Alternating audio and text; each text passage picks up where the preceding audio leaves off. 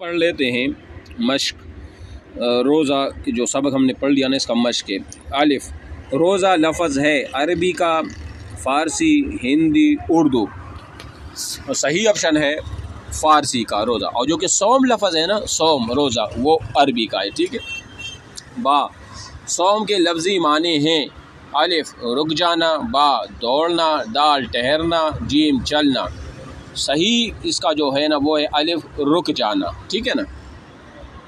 جیم، روزہ انسان کے اندر ایک اہم صفت پیدا کرتا ہے، بہادری، بے تقوی، تین شجاعت، دال حکمت۔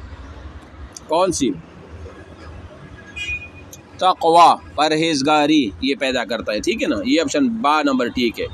دال، حدیث کے مطابق روزہ دار کے لیے دو خوشیاں ہیں، ایک افطاری کے وقت اور دوسری الف جنت میں داخلے کے وقت، رب سے ملاقات کے وقت، نماز کے وقت، سحری کے وقت۔ صحیح آپشن کیا ہے؟ با، رب سے ملاقات کے وقت، یہ حدیث کا حصہ ہے، یہ بھی اہم سوال ہے۔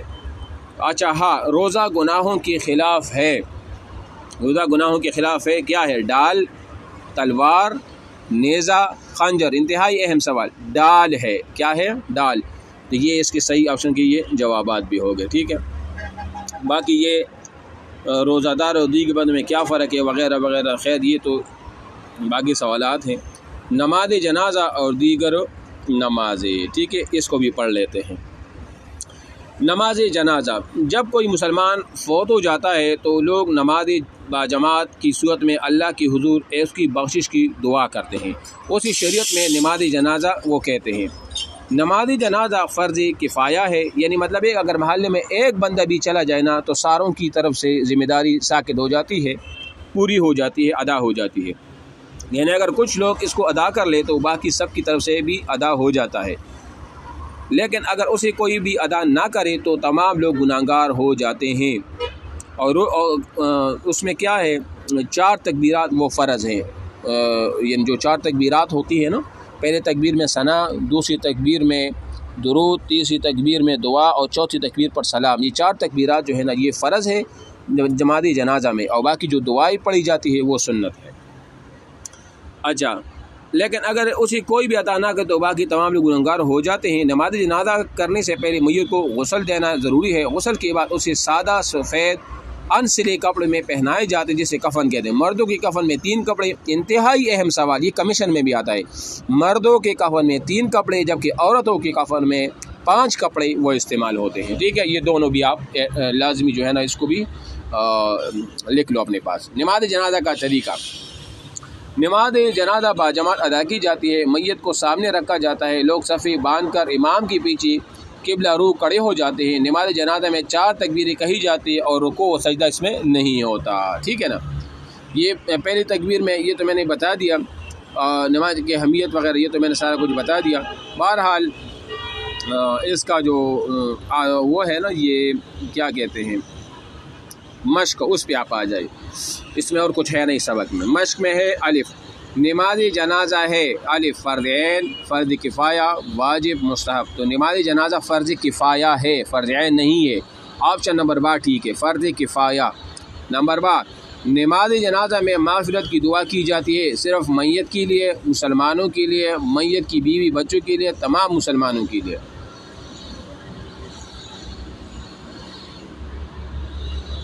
جی، نماز جنازہ کس کی دعا؟ یعنی اس میں اگر کہ صرف میت کے لیے بھی دعا نہیں بلکہ تمام، اللہم اغفر لحینا و میتنا و شاہدنا و غائبنا و صغیرنا و کبیرنا و ذکرنا و انسانا، اللہم من احییت منا فاحیی الاسلام ومن توفیت منا فتوفہ علی الایمان۔ تو نماز جنازہ میں جو دعا صرف میت کے لیے نہیں ہوتی بلکہ تمام مسلمانوں کے لیے ہوتی ہے، اس میں غائب بھی ہے، حاضر بھی ہے، میت بھی ہے، مردی بھی ہے، عورت بھی ہے اور مرد بھی ہیں، سارے کچھ آ جائے۔ تو آپشن نمبر دال تمام مسلمانوں کے لیے، یہ ٹھیک ہے، صحیح ہے۔ لیکن یہ جو پڑھا جاتا ہے نا، اللہم اغفر لحینا و میت، اے اللہ ہماری معافرت فرمائے، بخشش فرمائے، حینا زندوں کی، و میتنا اور مردوں کی، دیکھو تو تمام مسلمانوں کے لیے ہے، ٹھیک ہے نا۔ جی، غسل کے بعد میت غسل کے بعد میت کو جو سفید ان سے کپڑے پہنائے جاتے وہ کہلاتے ہیں کفن، سوٹ، احرام، لباس. تو یہ تو الف نمبر آپشن ٹھیک ہے کفن. دال نماز جنازہ ادا کرنے سے پہلے اس بات کا احساس ہوتا ہے کہ مسلمان برابر کے شریک ہیں کاروبار میں، جائیداد میں، دکھ سکھ میں، مال و دولت میں. تو کس میں؟ دکھ سکھ میں. ظاہری نماز جنازہ میں جب اس احساس ہوتا ہے نا کہ دکھ سکھ میں انسان ایک دوسرے کی کیا ہوتا ہے وہ شریک. آپشن نمبر دال جو ہے نا وہ ٹھیک ہے.